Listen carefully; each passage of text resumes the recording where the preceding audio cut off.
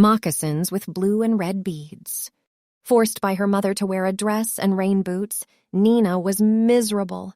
The line outside the glass doors of the big building was long and full of adults dressed in pants and dresses and nice shoes. Nina, waist-high to most of the people standing, focused on their shoes, some red, some blue, mostly white and black. Nina did not understand why anyone would wear the high-heeled, pointy shoes or the sandals with only thin straps holding them on. How could they run in them? And the thick leather shoes some of the men wore looked heavy. They would only slow them down when they were playing a game of tag. She liked the white or blue trainers best. She knew the people wearing them could run fast if they were being chased or wanted to climb a play structure. She did not want to be wearing the black rain boots her mother put on her this morning. "Mom, I am hungry," Nina cried, but got no response. She kicked the wall, liking how her thick socks in her rain boots protected her feet and softened the blow. She did it again and again until her toes finally did hurt. She looked down the long line of legs and pants of people just standing. On this cold day just before Christmas, Nina did not understand why she had to be stuck going on this boring trip instead of at the park or riding her bike. She looked at her brother, who was being good and holding a fold of their father's pants. She narrowed her eyes and quickly nudged her brother with her shoulder. Manny was 2 years younger, but he would not stop growing and annoyingly was her same height. Outraged, he turned and pushed her one-handed hard. Happy to have this new game, she pushed him back. Being a baby, only 5, he lost his balance, fell on his butt, and cried. Her father leaned down and easily picked him up. She wanted to get picked up too, but she knew she wouldn't. "Nina," her mother said loud and sharp, "Nina, please don't cause a scene. We are almost inside." "But he pushed me first," Nina said, discounting the first nudge. "You are the older sister, now 7 years old. You need to act like it and be on your best behavior for your great-grandmother." "I don't belong to this family." Nina repeated a phrase she had come upon last week, which she found upset her mother. She had recently recognized she was several shades darker than even her mother's brown skin and seemed unrelated entirely to her fair-skinned, blue-eyed father and blonde, blue-eyed brother. She wanted to be a part of the family, but how could she if she looked so different? "Nina, you are my daughter. I don't know why you say that." Her mother frowned in fake sadness as she knelt down. "Please be good. We will be inside soon." Nina folded her arms in protest and moved against the wall the line was queued up against. She peeked up at her brother. His blonde hair and blue eyes glittered, all smiles in their father's arms. Fiery rage at the injustice of her being left standing on her own burned through her. She did not understand what was going on. She knew she had a grandmother alive, her father's mother, Grandma Sarah, and one dead, her mother's mother. She knew enough to look up to heaven, cross herself, and say, "Rest in peace," like all the rest of her mother's family did when they spoke of Abuela Muñez. But who was this great-grandmother? What was a great-grandmother? A better-than-regular grandmother. The line started moving, and her mother waved to her. "Come on, Nina. All your tia and tios will be here soon." "Can you carry me? My legs hurt, Mama," Nina asked, still mad. "No, you are a big girl, and I have this bag. You can walk," her mother said as she walked with her family. Nina, in protest, just stood there watching her mother go on, waiting to see if she would come back for her. She lost sight of her dark hair with the 2 long, thick braids, and then got nervous. Did her mother really leave her? "Nina!" She heard her name and felt her arm being pulled at the same time. The urgency in her mother's voice scared her into submission. Her mother hadn't been this mad since Nina pulled down the orange blanket with the elaborate patterns hung on their living room wall. Nina did not really understand why the blanket her mother called alone was on the wall, but has since stayed across the room from it. "This is our family's Christmas tradition, don't you remember?" her mother said as she walked toward the front doors of the building. "This is very important to me and for you. All my family is coming." "Even Sarah and Maria?" Nina asked, hopeful.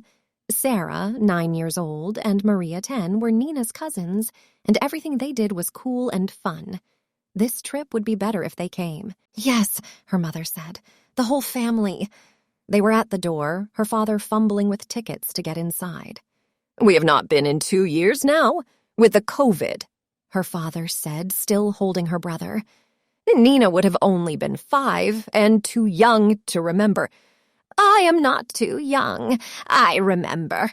Nina stomped her foot to emphasize she was not a baby like her brother, even if she did not remember. Okay, her mother said. Now, follow close. It is crowded and busy, but we will be inside the room soon.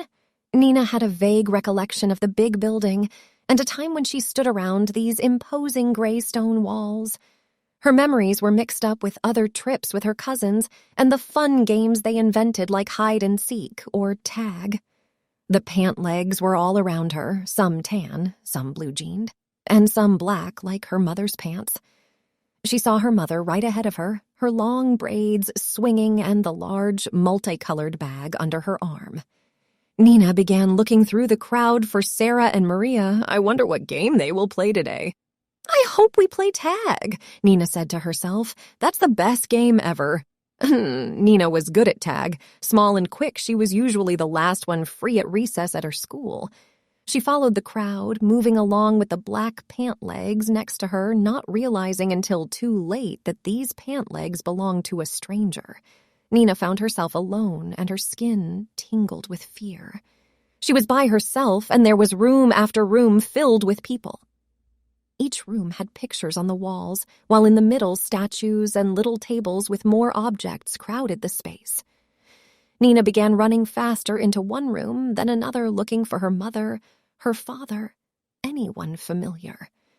Recognizing a picture she had seen 3 times, she stopped, confused at the circling layout of this strange building. A tall man wearing a blue suit carrying a phone walked up to her. He had heavy black leather shoes. Are you lost, little one? I can help. Nina wanted nothing to do with the strange man and took off in the opposite direction, dodging through legs and strollers and an old man with a walker. Another man in the same blue suit was at the far end of the crowded room. She saw him looking at her, and she started walking backwards. She felt a soft, thick rope touch the top of her head, and then she backed into something behind her. The small table gave slightly before she stopped herself. A loud voice shouted, "Hey, you! Don't touch that!" Nina looked up to see the tall vase above her tilt slowly. It began to fall, and she closed her eyes, putting her arms over her head in fear. When nothing happened, she opened her eyes and saw a woman's arms holding the vase and the 2 men in blue jackets getting closer. "You need to be careful, child." Nina bolted at the sound of the woman's sharp voice, diving around the man in the blue jacket and into a small room filled with statues. A tall figure in the shape of a man made out of bundled sticks reached out toward her, threatening. She left that room quickly and at a darker hallway ran down it, going all the way to the end and turning the corner. Another room full of more pictures and art on the walls and small tables, but these were familiar somehow, welcoming, although she did not know why. The room was empty of people. However, she was able to relax. Looking through the room, she saw a familiar blanket hanging on a wall. It looked just like the orange one at her home, a similar elaborate pattern, the same thick material, but this one was blue. Drawn toward the blanket, she walked by tables with displays of small leather shoes, woven baskets, and beaded jewelry. She had to know. Ducking under the thick rope in front, she felt it. The blanket was the same fabric as the one on her wall at home. Thinking of her home, she remembered she had lost her family. Did they even care they would never see her again? Her parents had her brother. They liked him better. Maybe he was enough for them. Her legs suddenly gave out and she sat down against the wall. Nina felt hot tears rolling down her cheeks. Brown, soft leather shoes with blue and red beads appeared in front of her. The shoes looked fast, good to run in or climb with. She looked up to see they were being worn by a small, gray-haired woman standing in front of her. The woman wore a hand-woven blue shirt with brown designs down the arms over a beaded skirt. Nina, don't cry." the woman said.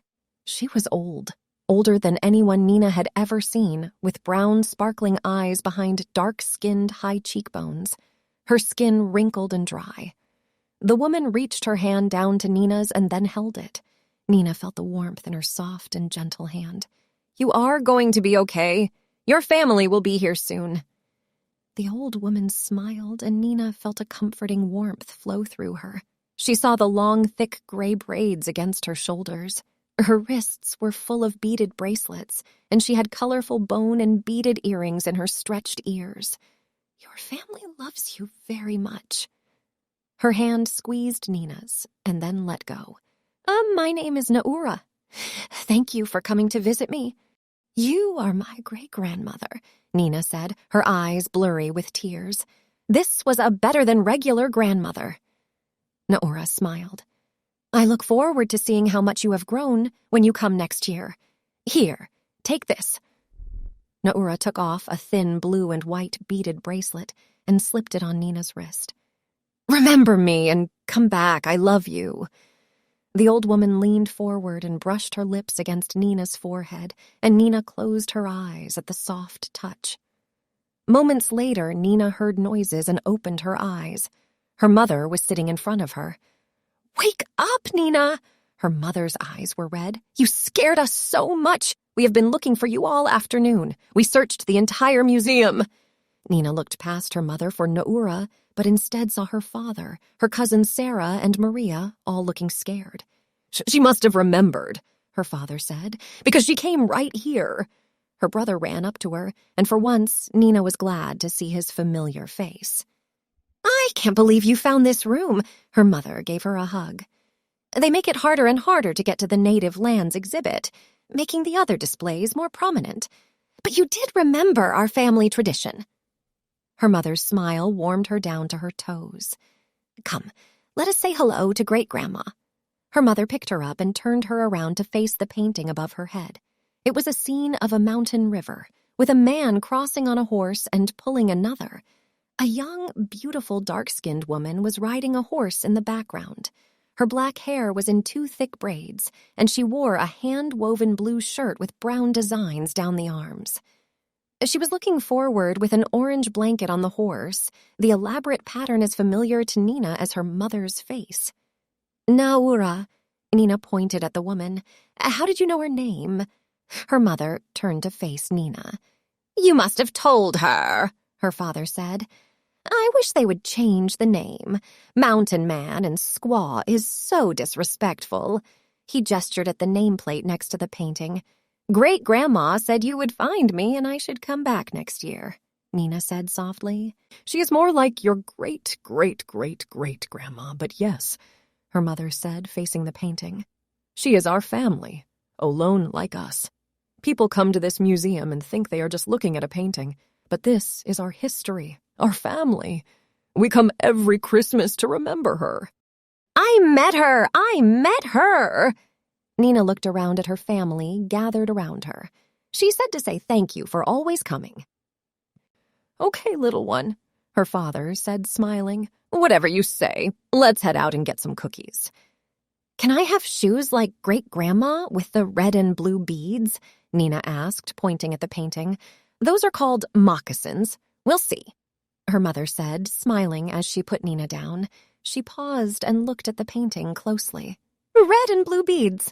Nina fingered the thin beaded bracelet on her wrist. "I will see you next year, Great-Grandma Naura."